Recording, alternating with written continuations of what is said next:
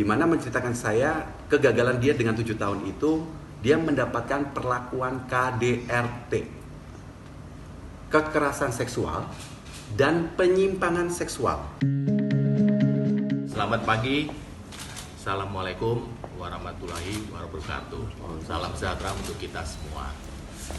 Terima kasih atas kehadiran teman-teman media yang bersedia dalam hal ini menghadiri daripada press conference yang dilakukan oleh klien kami adalah saudara Rizal Gibran. Selama ini mungkin sudah banyak sekali beredar berita-berita atau cuplikan atau rekaman film baik di YouTube maupun di TV maupun di berita-berita lainnya yang menyatakan ABCD, yang dimana pernyataan tersebut adalah tidak benar dan menyesatkan. Selama ini memang klien kami saudara Rizal Gibran,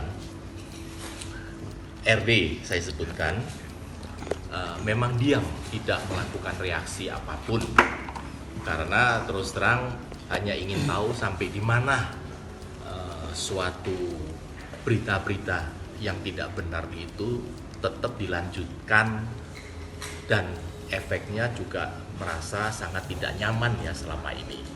Sehingga dengan demikian akan disampaikan secara kronologis, secara singkat. Saya harus menceritakan kronologis yang sebenarnya agar terang benderang.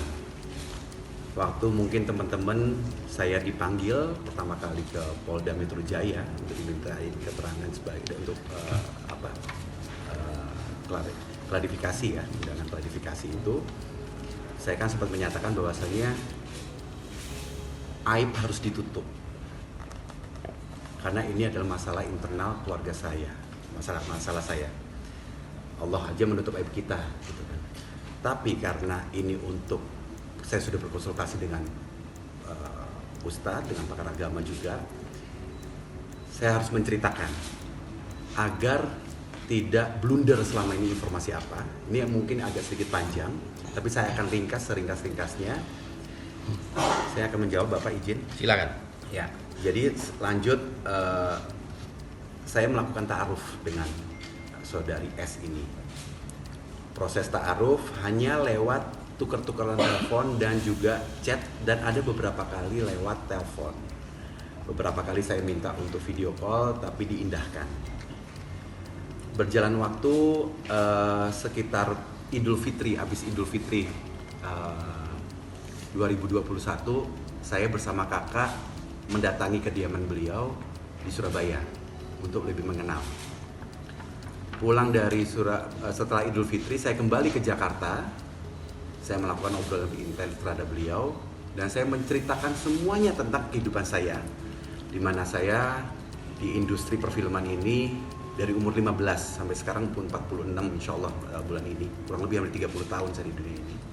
Saya sudah menjelaskan profesi saya, berangkat pagi, terkadang pulang pagi, kadang-kadang berangkat pagi, kadang-kadang nggak pulang.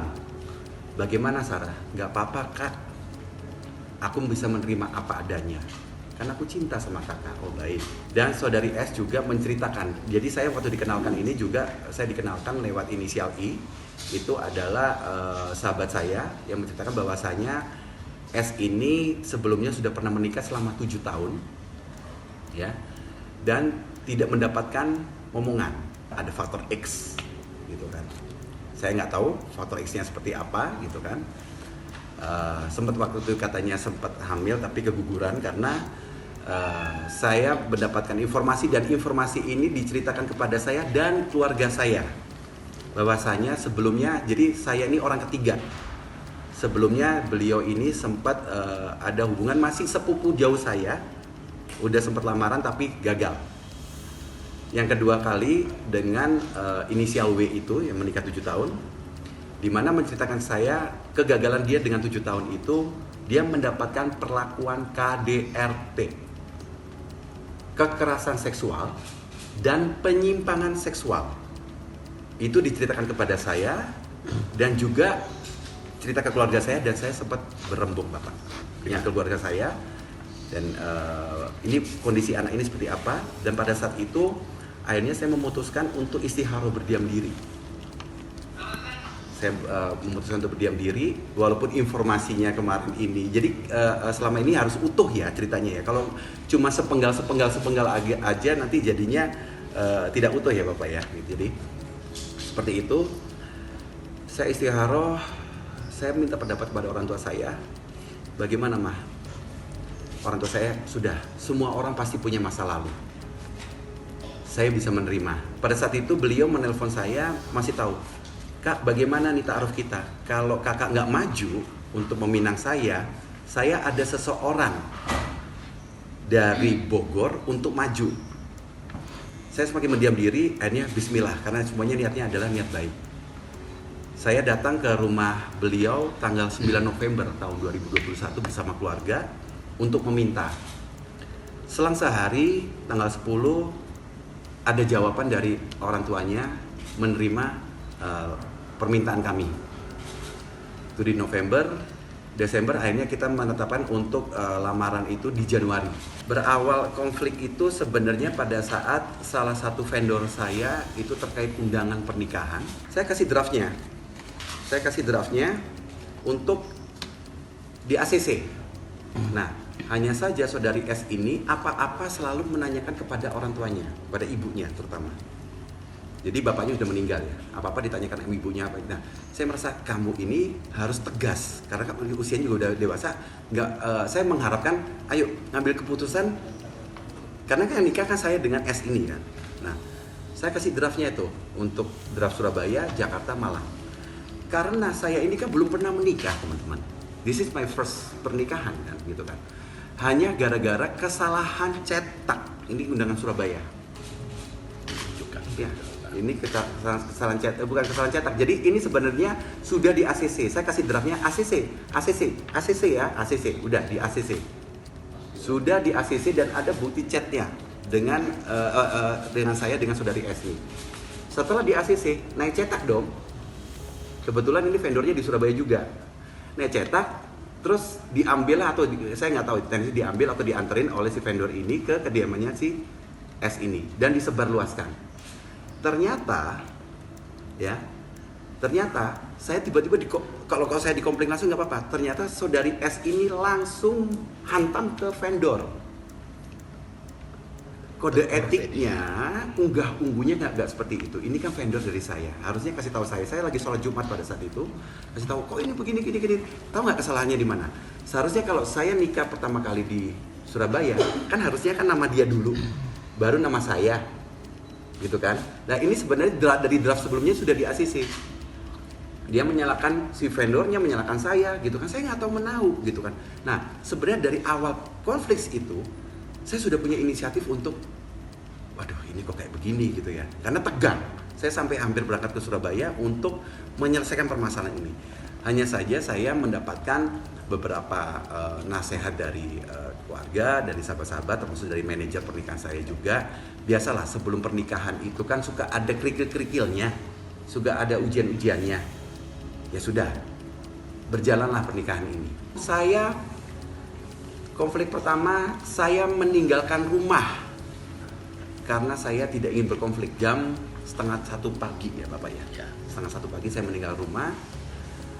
Setelah beberapa hari akhirnya diselesaikan, ibunya datang. Kita selesaikan di rumah keluarga om tante saya di daerah Jatiwaringin sana, Jati Asih kalau nggak salah. Kita tabayun lah, udah selesai masalah Jakarta karena kita masih mau melihatnya menuju ke acara berikutnya di Kota Malang.